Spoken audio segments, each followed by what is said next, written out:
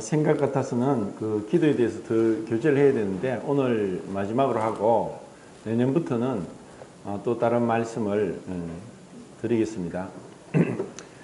사실 처음 시작할 때 이 기도가 얼마나 놀라운 축복이고 또 기도를 통해서 하나님께서 우리에게 허락하신 것이 너무나 많은데 우리가 이것을 잘 모르기 때문에 또 하나님 말씀을 믿지 못하기 때문에 이 능력 있는 기도, 응답받는 기도를 하지 못하는 것이 우리 그리스도인에게 너무나 슬픈 일이다, 이런 마음으로 시작을 했었는데, 사실 원래 처음 의도했던 대로 그 참 능력 있는 기도에 대해서 교제하려고 한 것이 제대로 잘 되지 않은 것 같습니다. 그래서 오늘은 이제 요한복음 17장에서 예수님이 기도를 통해서 기도의 그 본질적인 그 기도가 도대체 무엇인가를 한번 마지막으로 더 짚어보면서 기도에 대해서 마무리할까 합니다. 우리는 그 요한복음 전체적인 그 책의 성격은 예수님이 누구신가, 그분은 공관복음서에서 마태, 마가, 누가복음에서와의 완전히 다른 하나님 되심을 처음부터 증거하고 있다고 말씀을 드렸습니다.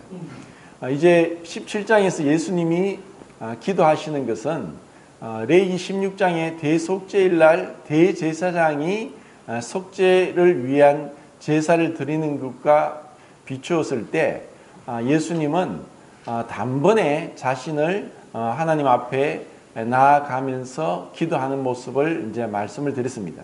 그리고 이스라엘 역사 중에 가장 뛰어난 인물 중에 한 사람 모세와 비교해서 모세의 시편 90장과 예수님의 기도 17장은 너무나 큰 차이가 난다 하는 것도 이제 말씀을 드렸습니다.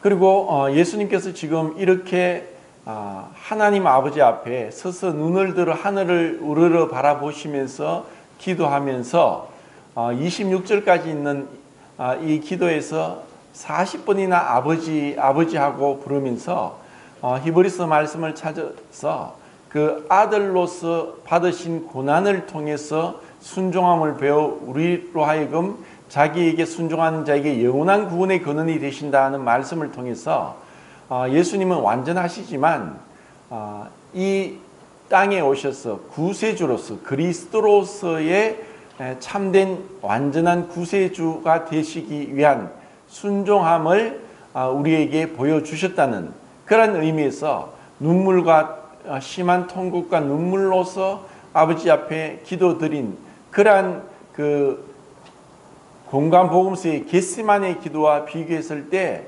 예수님은 하나님의 아들로서 아버지 앞에 담대히 나가는 모습을 이제 말씀을 드렸습니다. 그리고 모세조차도 40일 동안 금식을 2번을 했지만, 그리고 율법을 2번 받고 내려올 때 얼굴에 빛이 났습니다. 그리고 하나님께서 모세와 친구와 같이 대면하여 보셨다. 그리고 온 세상에 모세보다 온유한 사람이 없다, 이렇게 할 정도로 모세는 120년을 살면서 거의 40년 동안 하나님의 장중에 붙들려서 이스라엘 역사상, 인류 역사상 가장 위대하고 엄청난 기적과 또 놀라운 일들을 했습니다. 율법을 받았고 성막 제도를 보여주면서 하나님 앞에 어떻게 나아가는지를 세세하게 하늘의 성전의 모형을 보고 이 땅의 성막을 짓게 되었습니다. 그렇지만 모세가 하나님의 영광을 보여달라고 했을 때 하나님의 응답은 나를 보고 살 자가 없다는 것이었습니다. 그리고 이후에 그 700년이나 더 지난 이후에 이스라엘의 선지자 중에 어쩌면 너무나 위대하고 훌륭한 정말 선지자 중에 선지자인 이사야 선지자가 6장에서 우시야 왕이 죽을 때에 하늘의 성전에서 하나님께 예배드리는 모습을 보게 됩니다. 그때 성경에 유일하게 나오는 스랍들이 있는데 그 스랍은 천사들의 계급이고 천사들 중에 가장 높은 계급이 이 스라비 아닌가 싶습니다. 근데 그 스라비 날개가 6개가 있는데 두 날개로 머리를 가리고 두 날개로 발을 가리고 두 날개로 날면서 거룩하다 거룩하다 거룩하다 하면서 하나님의 그 영광을 찬양하는 그 거룩하신 하나님 앞에 예배드리는 모습을 보게 되고, 이사야가 한 말은 화로다 나여 망하게 되었도다 나는 입술이 부정한 자여 하면서 하나님 앞에 엎드려졌습니다. 그 하나님의 거룩함을 보았을 때에 모세는 나를 보고 살짝 없다고 했고 반석에 두고 그 하나님의 그 영광의 후면만 볼 수 있도록 손으로 가렸지만, 이사야가 그 하늘의 영광을 직접 봤을 때는 자신의 죄악됨을 봤습니다.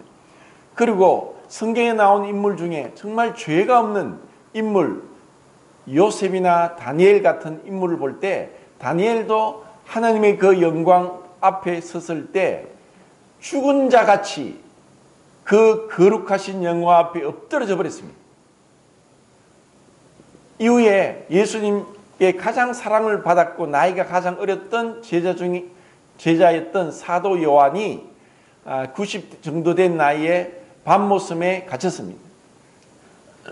밤모섬에서 하나님께서 환상을 보여주면서 하늘의 그 성전에까지 데리고 갔을 때 그 앞에서 죽은 자처럼 그 그리스도의 모습을 봤을 때 죽은 자처럼 엎드러졌습니다. 하나님을 섬겼던 그 종된 천사를 바라보고서도 사도 요한은 그 용모와 그 눈부심과 그 거룩함과 그 아름다움 앞에 놀라서 절을 했습니다. 그러자 나에게 절하지 마라. 오직 하나님께 경배해라. 나는 너와 함께 된 종이다. 하는 말을 들을 정도로, 그런 하나님의 거룩하심 앞에 우리 인생은 마치 불 앞에 순식간에 불타버리는 지푸라기와 같은 그러한 존재들입니다. 이 세상에 어떤 누구도 아담 이후로 모든 범죄한 자들은 하나님 앞에 설 수가 없습니다. 그런데 우리는 이제 예수님께서 그 하나님 앞에 당당하게, 그리고 너무나 사랑스럽게, 친근하게, 거리낌 없이 완전하게 하나님과 동등하게 서 계신 분을 보게 됩니다.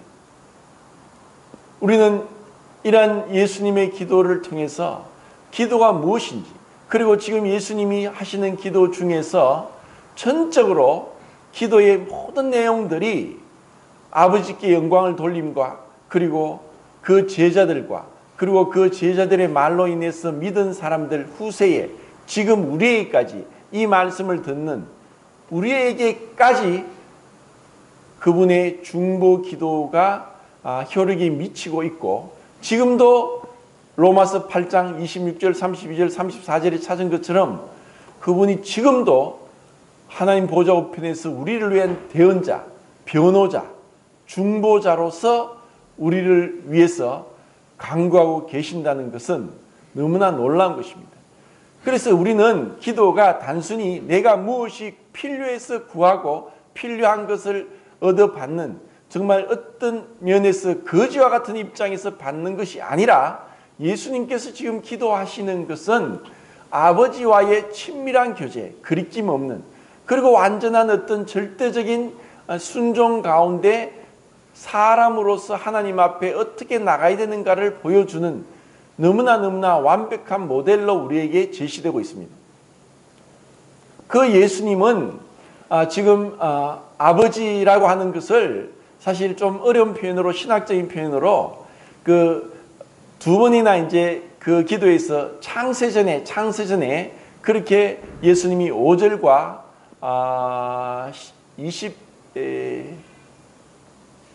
26절입니까?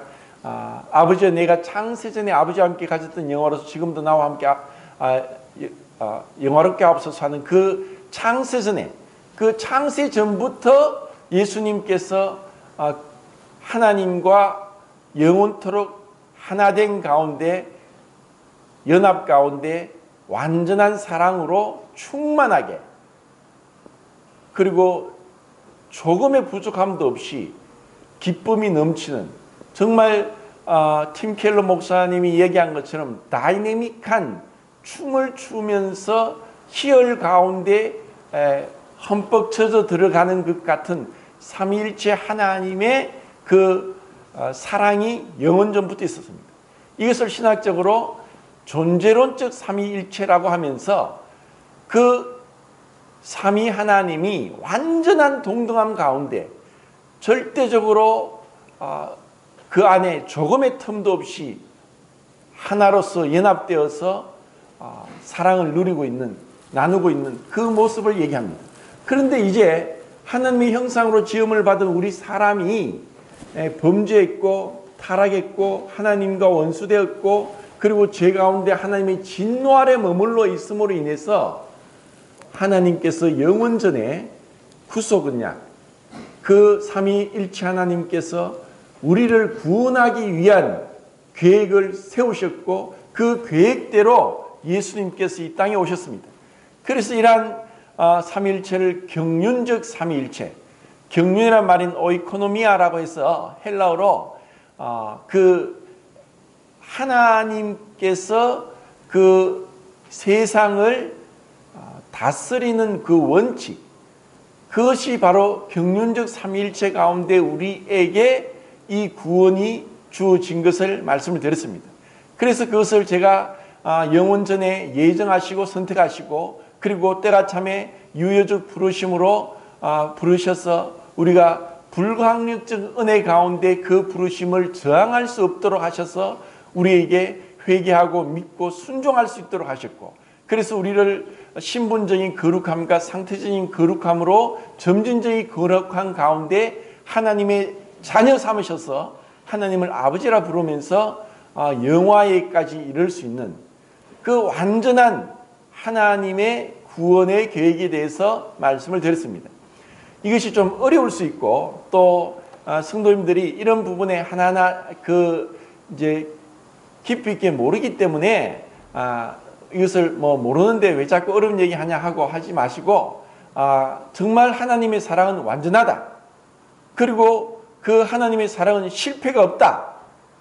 그리고 그 하나님의 사랑은 끊어지지 않는다 하는, 그리고 그 하나님의 사랑은 절대적으로 완전히 이루어진다 하는 것을 믿으시면 됩니다. 어떤 그 시골 교회 젊은 목사님이 이제 부임을 했습니다. 근데 자기는 신학 공부를 하긴 하는데 도대체 제가 지금 말씀드린 이러한 것들이 이해가 되지 않고 도대체 어떻게 그럴 수가 있는가? 어떻게 하나님의 주권과 인간의 자유의지가 조화가 될 수 있고 또 그것이 침해되지 않는 가운데 하나님의 주권이 이루어질 수 있고 하는가에 대해서 끊임없는 회의와 질문과 그런 가운데 있었습니다. 그래서 그가 이제 설교를 하는데 그 앉아있는 할머니들 중에 한 할머니는 너 정말 배우지도 못했고 글자도 잘 모르지만 하나님을 사랑하고 있고 하나님 앞에서 구원받은 것에 대한 확신을 가지고 있었습니다.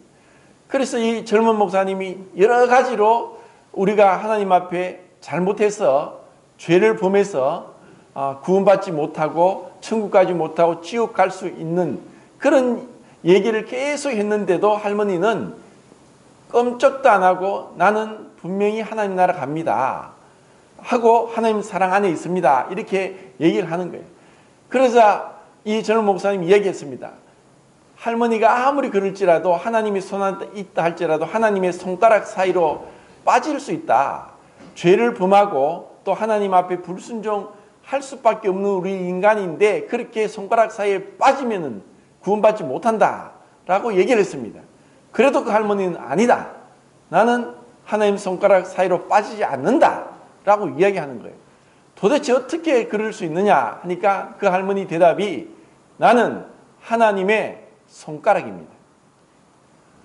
이것이 바로 놀라운 이 하나님의 완전한 사랑 안에 들어간, 그래서 이것을 제가 요한복음 17장을 7가지로 그 주제를 가지고 말씀을 드리겠습니다. 7가지 주제는 첫 번째는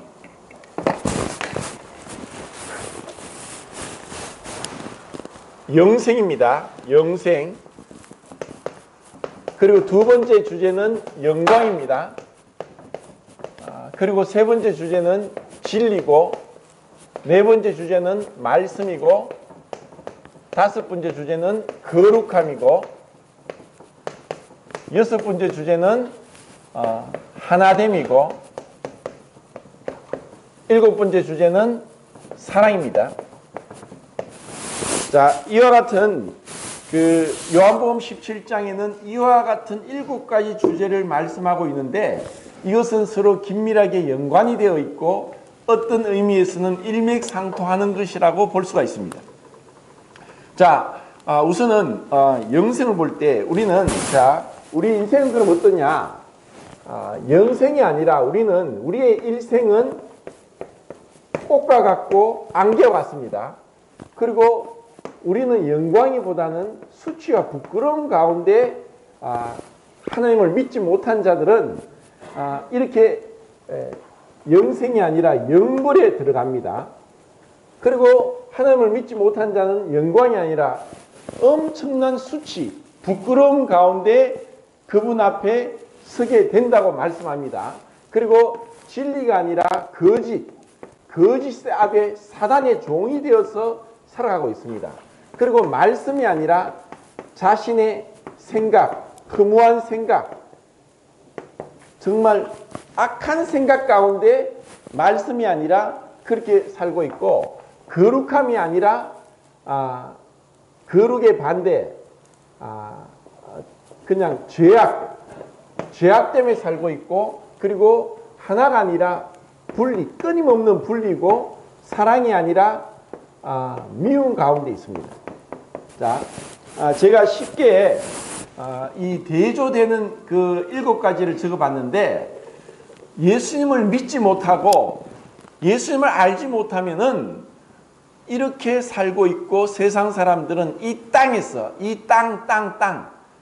땅에서, 이 육체 가운데 어떻게 하든 이 육체에 좋은 것, 건강에 좋은 것, 오래 사는 것, 아프지 않게 사는 것, 좋은 약, 그리고 내 눈에, 내 마음에 즐길 것, 내 육체가 좋아하는 것, 이와 같은 가운데 살고 있기 때문에 영생을 얘기하면은 콧방귀를 낍니다. 무슨 영생? 100살까지만 해도 아프지 않게 살면 좋겠다. 차원이 다른 그런 생각을 하며 살고 있습니다. 영생은 제가 지난번에 말씀드린 것처럼 하나님 자신의 피조되지 않은 영원한 생명을 얘기했고, 그것이 바로 조회고, 그리고 영원한이란 아이오니오스는 시작도 끝도 없는 걸 얘기합니다. 우리는 시작이 있고 끝이 있습니다. 그리고 과거가 있고 현재가 있고 미래가 있습니다. 우리는 시간 속에서 시간을 벗어나지 못합니다. 그런데 이러한 시간을 통해서 우리는 변화되는 존재입니다. 그리고 이러한 변화가 좋게 변화될 수 있지만, 이 우주의 변함없는 연력학 이법칙에는 이 변화는 엔트로피가 증가되면서 무질서한 가운데로 간다는 것입니다. 이것이 법칙이고, 이 우주는 언젠가는 끝이 납니다. 지금 우리는 태양이 없으면 살 수 없는데, 태양은 50억 년 뒤에는 적색 거성이 되어서 지금보다 더 빛을 잃어서 붉게 되면서 지금보다 부피가 더 커지면서 수성과 금성과 지구가 빨려 들어갈 정도로 커져 버립니다. 그러다가 백색 외성이 되면서 수소와 헬륨이 다 소멸되면서 빛을 잃어버리고 하얗게 되어서 작게 줄어들다가 소멸됩니다. 이것이 별의 일생입니다. 그렇기 때문에 이 태양이 있는 이상 계속적으로 낮과 밤이 생기고 빛과 어둠이 생기고, 그리고 우리는 그 태양으로부터 살아가는 생명의 원천이지만, 태양으로부터는 유해 광선들 통해서 우리는 점점 죽어가게 된다는 것입니다. 이러한 인생에게 영생을 얘기할 때 하나님을 모르고 말씀을 모르면은 그냥 거짓말 같고 정말 가짜게 여기면서 외면해 버립니다. 예수님은 뭐라고 하시냐? 영생은 곧 유일하신 참 하나님과 그가 보내신 자 예수 그리스도를 아는 것이다. 여기서 아는 것은 경험적인 알을 얘기합니다. 우리는 예수님께서 하나님과 자기 자신을 유일하게 여기서 예수 그리스도라고 칭하면서 동등되게 두고 있습니다. 그리고 5절에 보면 내 것은 다 아버지 것이요 아버지 것은 내 것이온데 그렇게 말씀하면서 어떤 누구도 내 것이 다 아버지 것이라고 얘기할 수 있지만 아버지 것이 다 내 것이라고 말할 사람은 없습니다. 예수님밖에 없습니다. 예수님은 하나님과 완전히 하나가 되어 있습니다. 그러면서 그 하나님, 그 예수 그리스도를 아는 것, 경험하는 것, 만나는 것, 그리고 언약, 은혜 언약 안에 들어가는 것, 그것이 바로 영생이고 우리는 이제 이 시간의 세계를 곧 벗어나서 새하늘과 새 땅에서 영원한 하나님과 영원토록 시작도 끝도 없이 그 영원 전부터 존재론적 삼위일체 하나님이 나누고 있던 완전한 사랑 안에 우리가 초청되었고 그분의 자녀가 되었고 그리고 그 사랑 안에서 더함도 덜함도 부족함도 한 없이 완전한 사랑 가운데 우리는 영생을 보내게 될 것입니다. 이것을 우리는 소망할 때 이 땅에서 우리의 삶의 가치관, 우리의 삶의 목적 이것이 바뀌어야 되는 것입니다. 지난주에 말씀드린 것처럼 그 예수님이 영광 받기를 원하는 목적은 아버지께 영광을 돌리기 위함이었다고 했습니다. 세상 사람들은 정말 영광을 받기를 원하지만 그 영광이 뭐냐? 그 영광은 하나님이 어떠하심이 나타나는 것입니다. 그런데 하나님이 어떠함이 나타나지 않으면 우리의 영광은 나중에 곧 물거품처럼 수치가 되고 부끄러움이 됩니다. 최초의 사람이 범죄하고 나서 먼저 깨달은 것은 뭐냐? 부끄러움을 깨달았습니다. 지금 세상 사람들이 부끄러움을 모르는 얼굴로 살아갑니다. 자신이 얼마나 죄악된지 모르면서 그 만물보다 심히 부패하고 거짓된 것은 사람의 마음이라 이를 누가 알리오만 나 여호와는 심장을 살피고 폐부를 심하여 각각 그 행위와 행실대로 보응한다. 만물보다 심히 부패하고 거짓된 것이 우리의 마음이고 내 안에 우리가 구원받았다 할지라도 우리 위에는 죄가 없고 우리 안에는 여전히 죄가 있습니다. 이것이 로마서 7장 14절부터 25절까지 있는 말씀입니다. 우리 안에 여전히 죄가 있는데 그 스스로도 봤을 때 이 부끄러움이 너무나 많은데 그것을 옷으로 가리면 된다고 착각합니다. 우리가 하나님 앞에 신앙생활을 할지라도 내 안에 있는 죄를 인해서 자기 자신을 올바로 하나님이 보시는 관점에서 보도록 하는 성찰이 필요합니다. 그것이 메타노에하고 그것이 바로 회개입니다. 우리는 구원받을 때 율법적 회개로 한번 회개해서 구원받았지만 구원받고 나서 끊임없이 점진적인 거룩함을 이루기 위해서 복음적 회개를 해 나가야 됩니다. 그 회개는 하나님이 보시는 관점과 똑같이 본다는 것입니다. 제가 2달 동안 토요일마다 청년들에게 결혼 특강을 했습니다. 그래서 결혼이란 뭐냐? 제가 말씀드렸습니다. 나 자신에 대한 평가를 송두리째 배우자에게 넘기는 것이다. 그것이 결혼이라고 얘기했습니다. 결국 우리 사람은 각자 자기 잘난 맛에 살고 있습니다.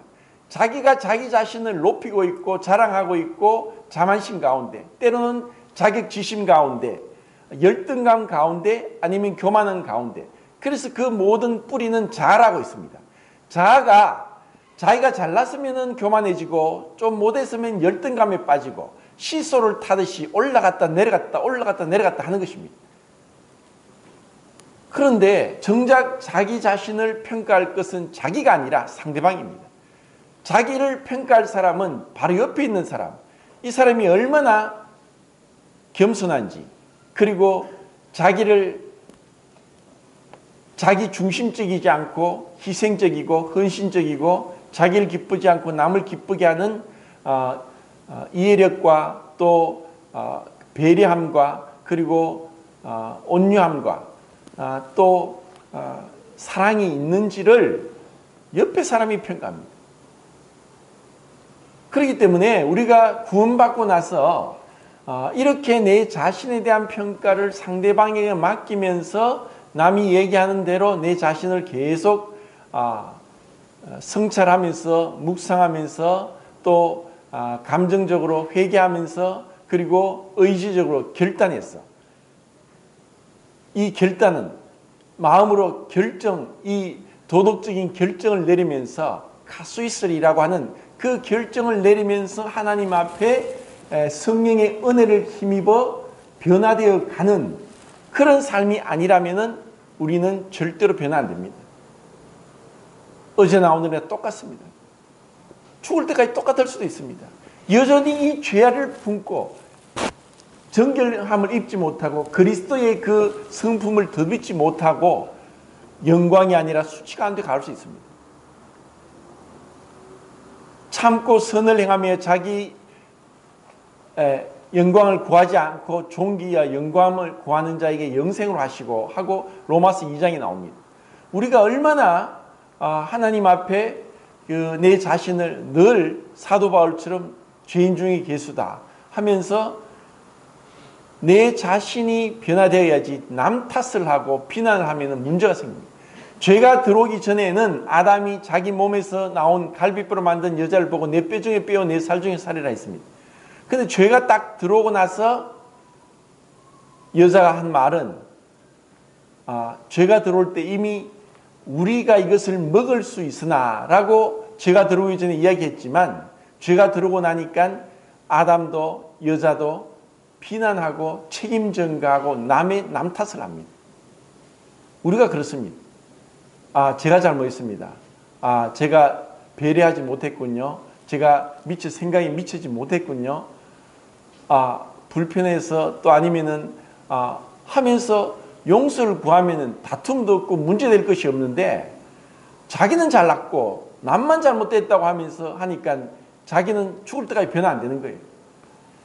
정말 우리가 겸손하게 내가 변화되어야 된다. 내가 주님의 은혜를 입어야 된다.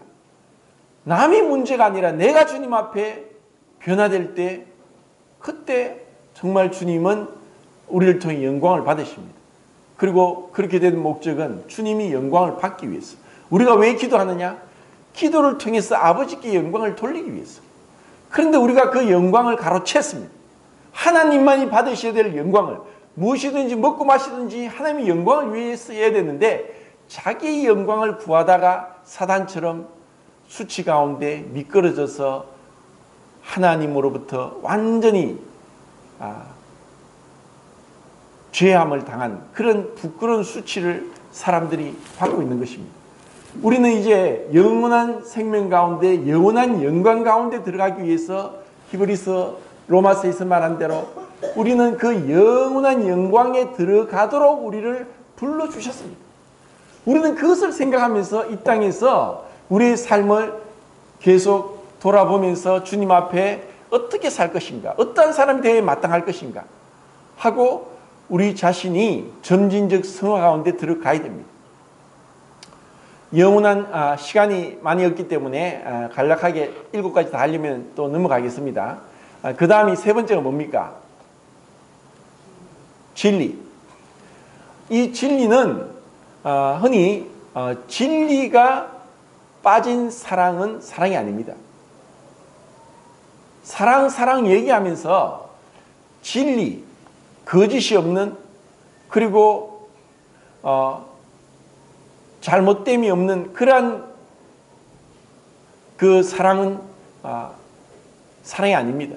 진정으로 그 진리, 그 진리는 무엇이냐? 진리를 알지니 진리가 너희를 자유케 하리라. 진리가 무엇이냐? 내가 곧 길이요 진리요 생명이니 바로 예수 그리스도입니다. 그리고 그분의 말씀입니다. 진리의 말씀. 이것이 우리의 구원의 복음입니다. 이 진리가 아닌 것은 거짓이고 하나님 말씀이 아닌 것은 다 사단이 우리에게 심겨준 악의 뿌리고 그리고 그것은 우리를 속이는 것이고 우리를 넘어지게 하는 것이고 우리로 하여금 거룩함의 열매를 맺지 못하게 하는 것입니다. 그렇기 때문에 이 진리의 말씀을 우리가 참으로 경외하고 이 말씀 앞에 두려워 떨어야 되고 그리고 이 말씀에 순종을 해야 되는 것입니다. 믿는다고 말하면서 순종하지 않는 것은 거짓말입니다. 하나님이 말씀하셨는데 그 말씀의 절대성, 완전성, 충만함 그것을 우리가 믿지 못하고 순종하지 않는다면 그것이 바로 죄입니다. 우리가 생각해서 우리의 기준대로 하나님 말씀을 어느 거는 괜찮고 어느 건 좋고 늘 자기 중심이 되어서 변화 없는 말씀을 들어도 하나님 말씀으로 안 듣고 사람의 말로 듣고 자기 생각으로 칼질하고 난도질하면서 변함없는 그런 신앙생활은 주님 앞에 책망을 받습니다.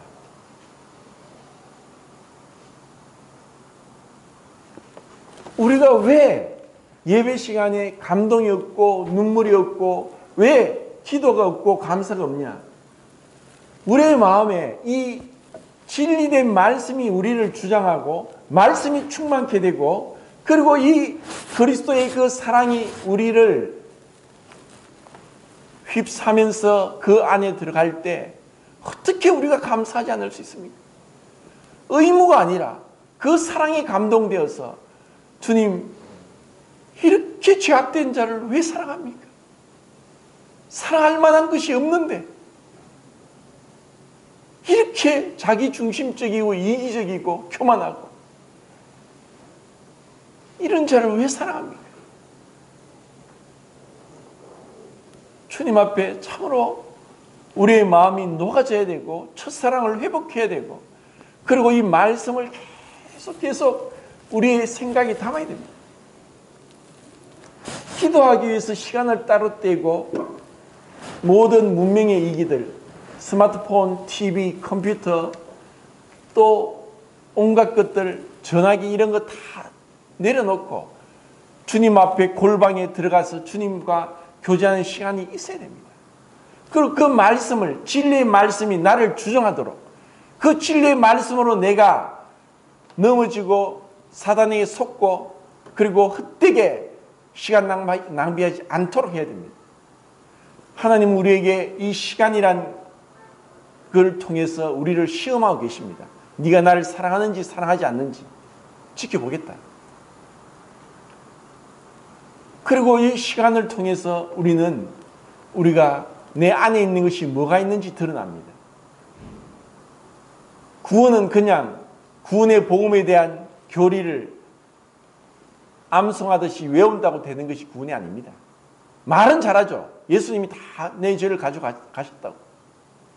그런데 그것이 그 구원을 위해서 주님이 어떠한 희생을 치렀는지 하나님이 얼마나 완전하게 그 구원의 계획을 완성하셨는지 그리고 어떻게 지금도 나 같은 자를 붙들고 계시고 말씀하시고 탄식하시고 소멸케 하는 가운데 우리를 붙들고 계시는지 그것을 생각하고 주님 앞에 이 진리의 말씀으로 점점점 거룩함으로 나아가야 되는 것입니다.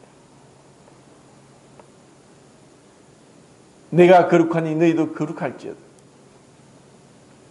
이 거룩함은 세상과 분리되는 것입니다. 거룩함은 주님을 닮는 것입니다. 이 세상에는 거룩한 것이 하나도 없습니다. 주님 외에는 진리의 말씀으로 우리가 거룩함을 입는 것입니다. 우리가 이미 신분적으로 거룩해졌습니다. 그가 한 제물로 거룩하게 된 자를 영원히 온전케 하셨다 하고 히브리서 10장에 말씀합니다. 그렇지만 우리는 상태적으로 거룩함에 나아가도록 우리 자신이 분리되어야 됩니다. 날마다 우리가 몸을 씻듯이 옷을 빨듯이 내 안에 있는 것들을 하나하나 정결케 하는 그 그리스도와의 연합 가운데 친교를 통해서 그분의 능력으로 우리에게 불순물, 죄악됨, 이 악들을 벗어버리는 것이 신앙입니다. 그것이 기도입니다. 그러기 위해서 주님 앞에 엎드려야 됩니다. 내가 여호와를 기다렸더니 그분 앞에 엎드려서 말씀하십시오. 제가 듣겠습니다. 주님의 그 거룩한 임재와 그 존전 앞에 제가 나아가서 정결함을 잊기를 원합니다. 제 자신이 어떠한 자인지 보게 해주십시오.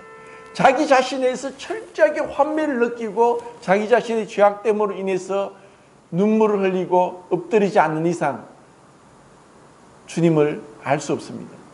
다르게 말하면 주님 앞에 갔을 때 이사야가 화로다 나는 망하게 되었도다 나는 입술이 부정한 자요 라고 했던 것처럼 주님 앞에 갈 때 그때 우리는 주님의 은혜로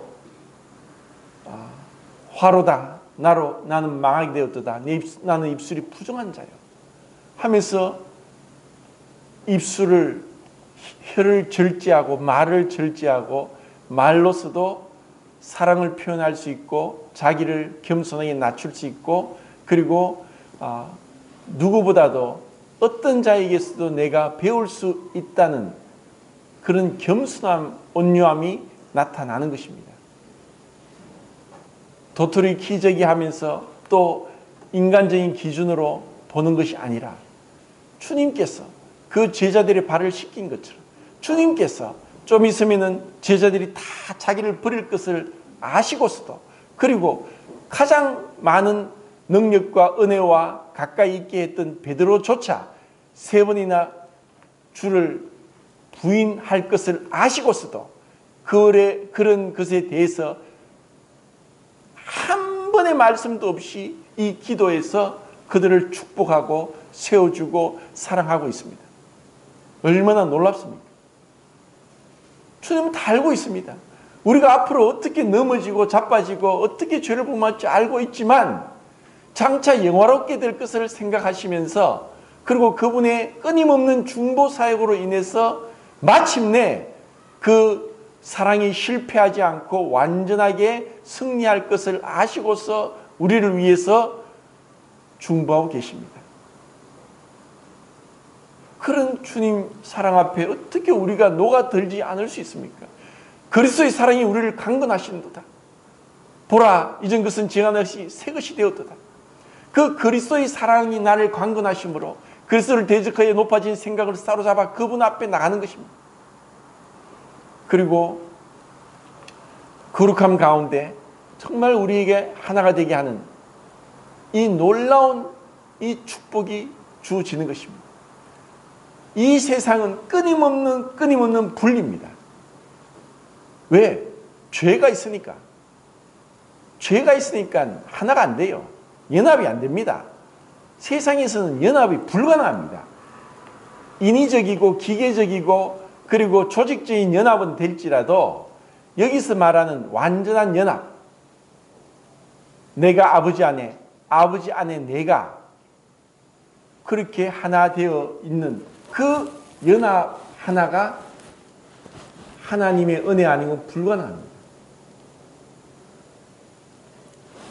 하나님은 우리를 유대인이나 헬라인이나 종이나 자유자나 다 한 성령으로 세례를 받아 한 성령을 마시게 해서 한 몸의 지체가 되게 하셨다 하고 고린도전서 12장 13절에 말씀합니다.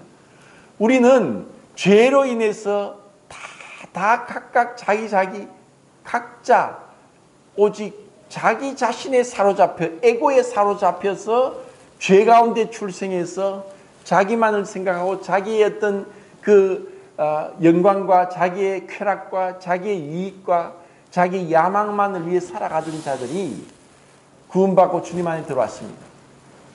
그래서 그것을 요한복음 10장 16절에서는 우리가 흩어져 있던 자들이 한 목자 안에 한 무리로 부름을 받았다라고 얘기합니다. 이런 가운데 주님이 우리를 불러주셨습니다. 그리고 요한 1서 5장 19절에 우리가 아는 것은 우리는 하나님께 속했지만 온 세상은 악한 자 안에 속해 있다.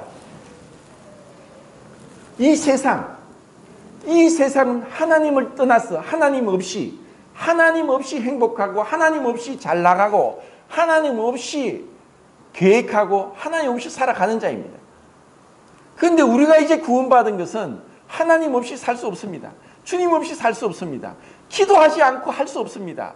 기도로 주님과 교제하고 주님께 묻고 주님의 뜻을 구하고 그리고 주님의 뜻대로 행하면서 주님의 뜻이 이루어지기를 원합니다. 하고 그렇게 하는 것이 기도고 세상에서 분리되어서 교회 안에 들어온 것입니다. 우리는 교회 안에서 다양한 연령, 직업, 또 성격, 환경, 그리고 직업, 그리고 뭐 이런 기질들, 또 능력, 이런 다양한 우리가 하나도 같은 사람 없습니다. 한 부모 밑에 난 형제도 이렇게 틀릴 수 있을까 할 정도로 틀리는 게 우리 인생입니다.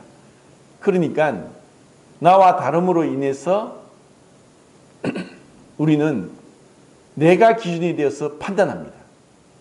자기가 기준이 되는 거예요. 자기가 선하게 기준이 돼서 나는 이렇게 당신이 틀린 게 당신이 틀렸다는 거예요. 이게 죄입니다. 우리의 기준이 내가 아니라는 것입니다.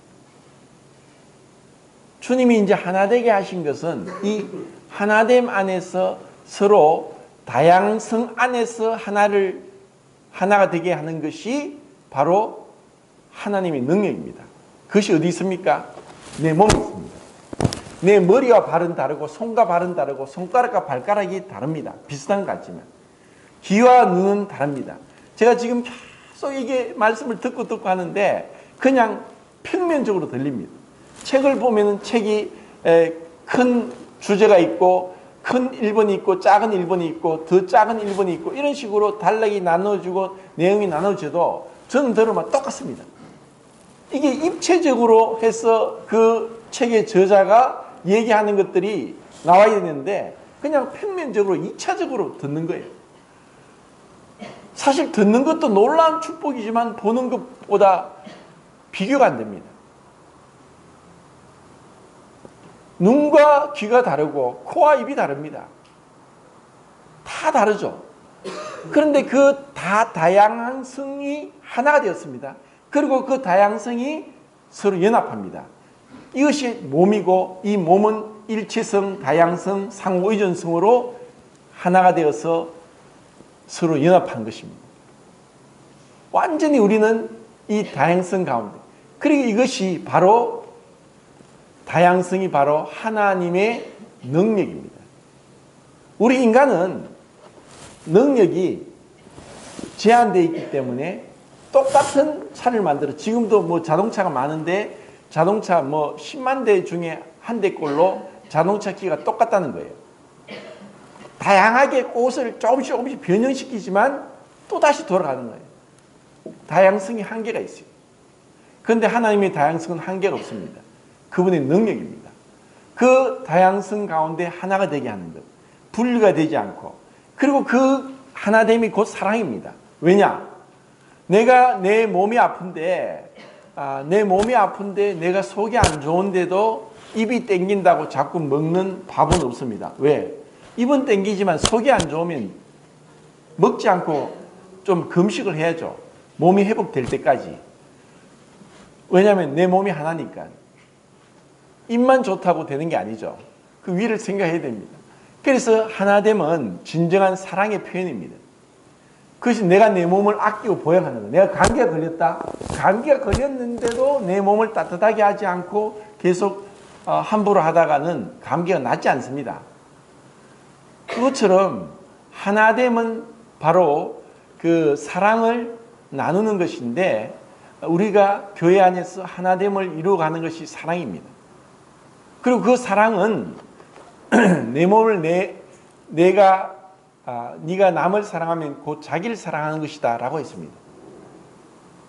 그런데 우리가 남을 사랑하기 전에 자기의 사랑을 위해서, 자기의 만족을 위해서 다른 사람과 관계를 맺으면 백발백중 실패합니다. 왜냐? 자기 중심이 되면 무조건 실패합니다. 내 만족을 구하는 사람은 결코 만족이 없습니다. 밑빠진 자의 독입니다. 밑빠진 독에 물 붓기입니다.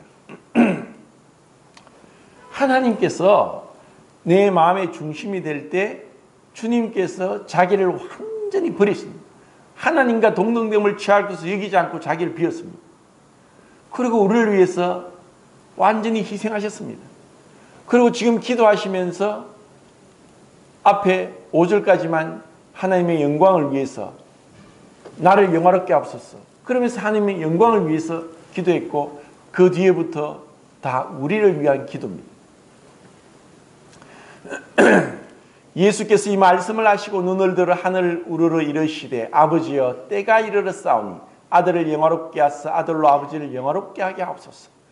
아버지께서 아들에게 주신 모든 사람에게 영생을 주게 하시려고 만민을 다스리는 권세를 아들에게 주셨음이로소이다. 영생은 곧 유일하신 참 하나님과 그가 보내신 자 예수 그리스도를 아는 것입니다. 아버지께서 내게 하라고 주신 일을 내가 이루어 아버지를 이 세상에서 영화롭게 하였사오니 아버지여 창세전에 내가 아버지와 함께 가졌던 영화로서 지금도 아버지와 함께 나를 영화롭게 하옵소서. 세상 중에서 내게 주신 사람들에게 내가 아버지 이름을 나타내었나이다. 그들은 아버지의 것이었는데 내게 주셨으며 그들은 아버지의 말씀을 지켰나이다. 지금 그들은 아버지께서 내게 주신 것이 다 아버지로부터 온 것인 줄 알았나이다. 나는 아버지께서 내게 주신 말씀들을 그들에게 주었사오며 그들은 이것을 받고 내가 아버지께로부터 나온 줄을 참으로 아오며 아버지께서 나를 보내신 줄도 믿었사옵나이다. 내가 그들을 위하여 비옵나니 내가 비옵는 것은 세상을 위함이 아니요 그들을 세상에 있어 내가 그들을 위하여 비옵나니 내가 비옵는 것은 세상을 위하며 내게 주신 자들을 위함입니다. 그들은 아버지의 것이로소이다. 내 것은 다 아버지 것이요 아버지 것은 내 것이었는데 내가 그들로 말미암아 영광을 받았나이다. 나는 세상이 더 있지 아니하오나 그들은 세상에 이사없고 나는 아버지께로 가옵나니 거룩하신 아버지여 내게 주신 아버지 이름으로 그들을 보존하사 우리 같이 그들도 하나가 되게 하옵소서. 내가 그들과 함께 있을 때 내게 주신 아버지의 이름으로 그들을 보존하고 지켰나이다. 그 중에 하나도 멸망하지 않고 다만 멸망의 자식뿐이오니 이는 성경 응하게 하려 함입니다. 지금 내가 아버지께로 가옵나니 내가 세상에서 이 말을 하옵는 것은 그들로 내 기쁨을 그들 안에 충만히 가지게 하려 함입니다. 내가 아버지 이름을 내가 아버지의 말씀을 그들에게 주었사오며 세상이 그들을 미워하였사니 이는 우리가 하나 내가 세상에 속하지 아닌 같이 그들도 세상에 속하지 아니함으로 인함입니다. 내가 비옵는 것은 그들을 세상에서 데려가시길 위함이 아니오 다만 악에 빠지지 않게 보존하시길 위함입니다. 내가 세상에 속하지 아니함 같이 그들도 세상에 속하지 아니하였사옵나이다. 그들을 진리로 거룩하게 하옵소서. 아버지의 말씀은 진리입니다. 아버지께서 나를 세상에 보내신 것 같이 나도 그들을 세상에 보내었고 또 그들을 위하여 내가 나를 거룩하게 하오니 이는 그들도 진리로 거룩함을 얻게 하려 함입니다. 내가 비옵는 것은 이 사람들만 위함이 아니요 또 그들의 말로 말하면 아마 나를 믿는 사람들 위함이니 곧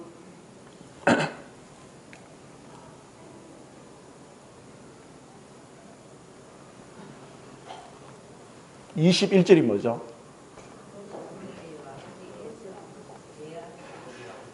곧 내가 아버지 안에 아버지께서 내 안에 있은 같이 그들도 하나가 되어 우리 안에 있게 하려 하심입니다. 곧 내가 그들 안에 있고 아버지께서 내 안에 계시어 그들로 온전함을 이루 하나가 되게 하라면 아버지께서 나를 사랑하신 같이 그들도 사랑하신 것을 세상으로 믿게 하려 합니다. 내게 주신 영광을 내가 그들에게 주었사니 이는 우리가 하나 된 같이 그들도 하나가 되게 하려 합니다. 곧 내가 그들 안에 있고 아버지께서 내 안에 계시어 그들로 온전함을 이루어 하나가 되게 하려 함은 아버지께서 나를 보내신 곧 또 나를 사랑하신 같이 그들도 사랑하신 것을 세상으로 알게 하려 함이로소이다. 아버지여 내게 주신 자도 나 있는 곳에 나와 함께 있어 아버지께서 창세전부터 나를 사랑하심으로 나를 사랑하시며 내게 주신 나의 영광을 그들로 보게 하시기를 원하옵나이다. 의로우신 아버지여 세상이 아버지를 알지 못하여도 나는 아버지를 알았사옵고 그들도 아버지께서 나를 사랑하신 줄 알았사옵나이다. 내가 아버지 이름을 그들에게 알게 하였고 또 알게 하리니 이는 나를 사랑하신 사랑이 그들 안에 있고 나도 그들 안에 있게 하려 함이니이다.